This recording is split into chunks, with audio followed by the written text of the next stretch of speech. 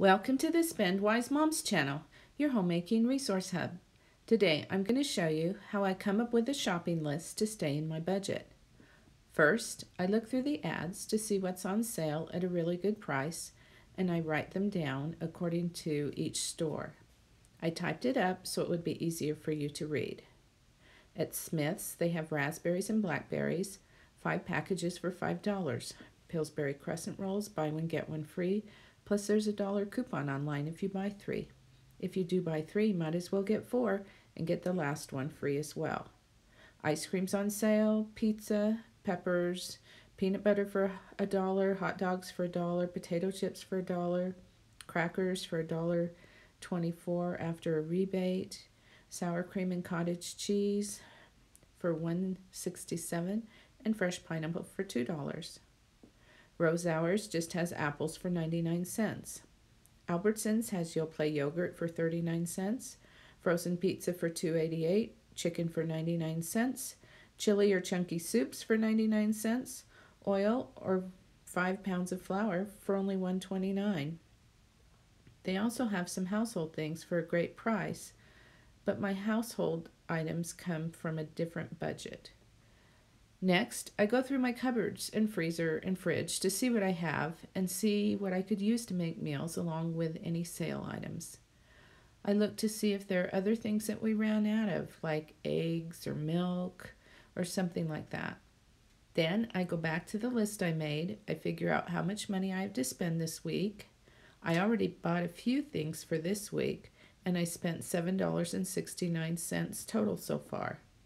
I got potatoes and 2 salads for $2.87, salad, sweet potato, and lemon for $2.93, 3 packages of dried fruit for 49 cents each, and a cracked egg omelet thing for 40 cents. Assuming I'm spending $20 for 2 people, that leaves me $12.31 left. I don't need any items like milk, eggs, or spices this week, so all the money will go to my sale items. I go back to my list and start taking things off, one at a time.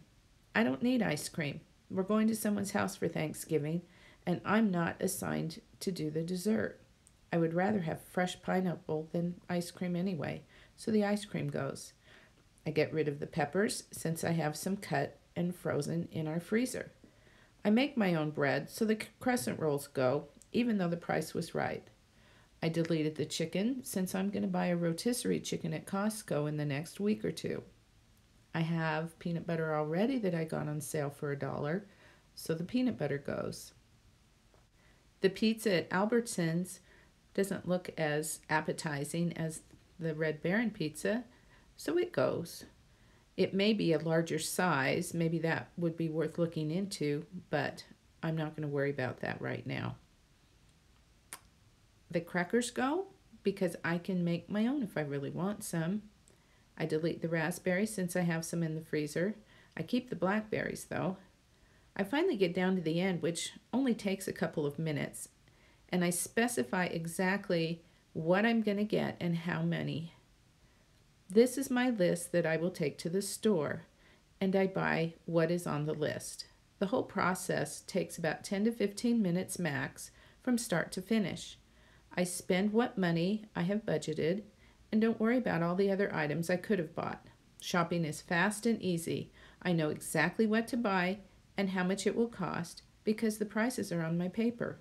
While it may take a few minutes to prepare your list ahead of time, it does make shopping go a lot quicker.